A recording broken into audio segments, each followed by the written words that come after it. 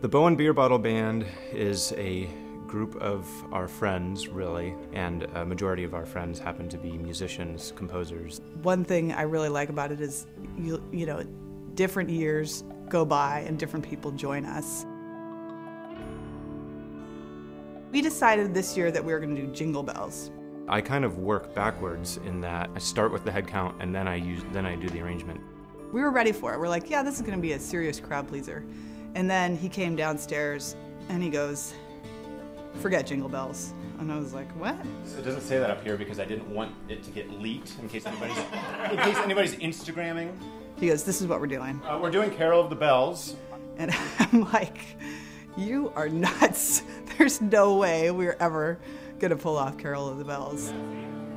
Before everyone shows up, I tune the bottles. I just don't want to leave that to party time. It just takes a very long time. And you can't do it days beforehand. You have to do it the day of, because literally you're dealing with evaporation, or, you know, the changes in pitch are so subtle with regards to how much liquid you're adding or subtracting.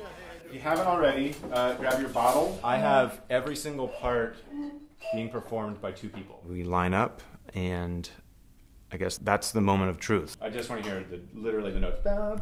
When you jump off the ledge and you say, okay, ready, set, go.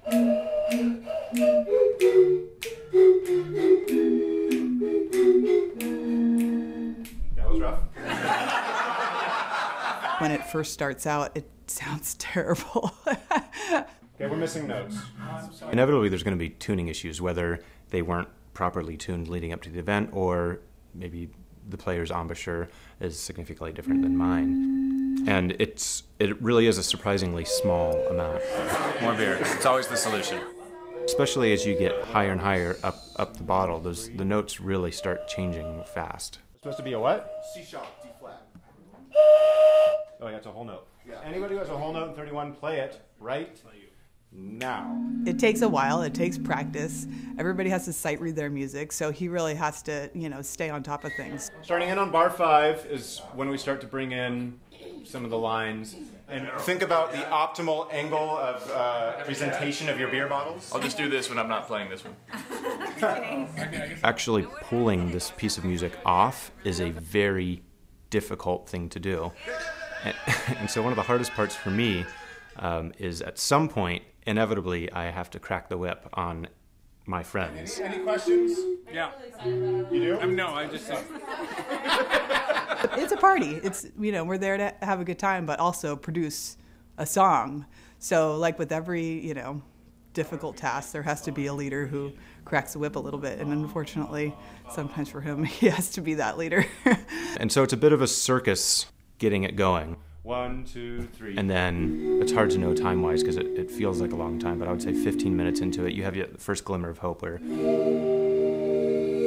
oh, we just hit that run. We are, I would say, 15 minutes away from our keeper take. Honestly, the moment when I think it's going to sound great doesn't happen until it pretty much sounds great. Okay, here we go.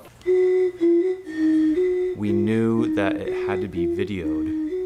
And without any edits as well, or else people, we just had a feeling that people wouldn't believe it.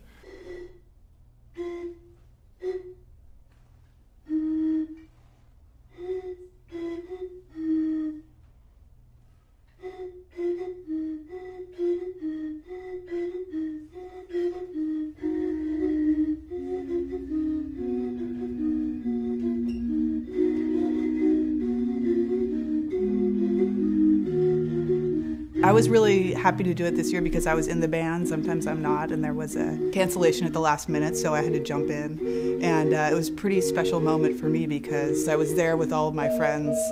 We were all having a good time. My husband was up there conducting, and the song came together, and it was stunningly beautiful.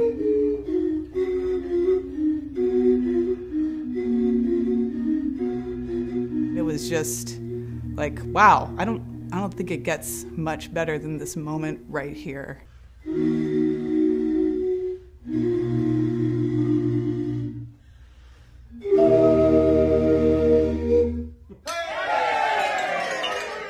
Year after year, it's a puzzle. But it always fits.